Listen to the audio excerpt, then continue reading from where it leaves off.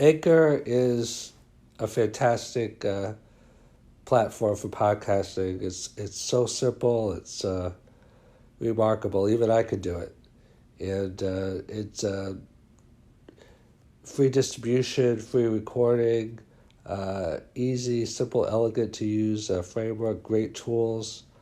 If you're going to pick one podcasting forum, platform, it should definitely be Anchor. I highly recommend it. Addition by subtraction. Elon Musk says that the best part is no part, and that the best process is no process. So I have a chapter in my book called Less is More, but people kind of confuse this process. They think that just you can just get rid of everything and that you're in better shape. And that's not the case, because first you have to pay your dues. First you have to understand convention before you can even think about breaking convention. First you have to be a follower and be a servant mentality before you can think about having other people that are willing to follow you. It's kind of paradoxical. It's kind of like an inverse or reciprocal relationship, because until you understand the whole, you don't understand the parts, and which parts are necessary and which parts are not necessary. Steve Jobs says that the wonder of his products was the elements that he took away. That it was all about simplicity, and that it wasn't about adding features, it was about taking them away to their bare essentials. That's what beautiful design is, one element of it anyway, that it's just so, it's so functional, but it's so simple. It's like a simple user interface. It's so intuitive. People don't like things that are too complicated. Like Mark Twain famously said, "I didn't have time to write you a short letter, so I wrote you a long letter instead." See, most people's lives are long letters. They're these rambling, incoherent, this is not a put down. It's just, there's so much lazy thinking in the world. Like a lot of books, the book summaries are just as good as the book, because a lot of the rest is just fluff. I mean, that's not true with the great books. The great books, like every line, every paragraph, so what I try to do in my business is I try to do the optimal, and in my life, between exploration and what they call exploitation. It's not like a manipulative exploitation, but it's like a using of what you have.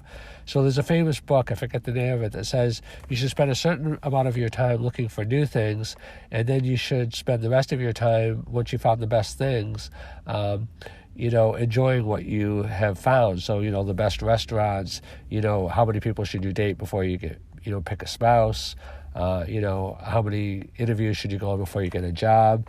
So first you have to maximize. See, I've done a lot of podcasts about going deeper. Success is about going deeper, because life is kind of like a battle of ideas, and people that live on the surface always lose out to people that go to the depths, because the people that have the depths have the greater understanding. They realize that no, A is not the best solution, C is not the best solution, B is not the best solution, D is the best solution, or X is the best solution, or Y, or W, or L.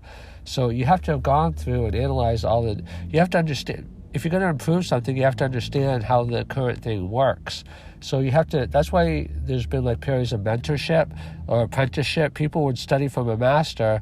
People think that sometimes just fresh thinking, does help, like not being tied to the current system. So there has to be a balance there. You can't be too enmeshed in something, because if you're too enmeshed, then it's hard to look at it with fresh eyes. You have to retain the ability to look at things with fresh eyes, but you have to understand what you're looking at. Some people think they're looking at one thing. Have you ever got into a situation where you thought it was one way, but then as you understood it better, it was a different way? That's because there's layers under the surface that you haven't uncovered yet. So less is more, but only if you understand what more is. Otherwise, it's not. And only if you understand what less is. So addition by subtraction, like even the Bible says you can't put new wine in old wineskins. You have to create a space. Like a lot of people are so tied to the past, they can't inherit the future. Like people that are very successful, they're very future oriented. They use the best. They use the lessons of the past. They use the struggles of the past to infuse the future, but they don't get locked into it. Some people are so locked into either some kind of revenge or some kind of like I'll show them, or some kind of like justify the past, that they can't envision a different future. You have to be willing to reimagine yourself. My mom called it like rising up like the phoenix. If you can't recreate yourself and imagine yourself different from the past, some people like are so hurt or so, invested in their past in different ways that they can't give it up. So you can't do addition by subtraction unless you're willing to add something new and subtract something from the past.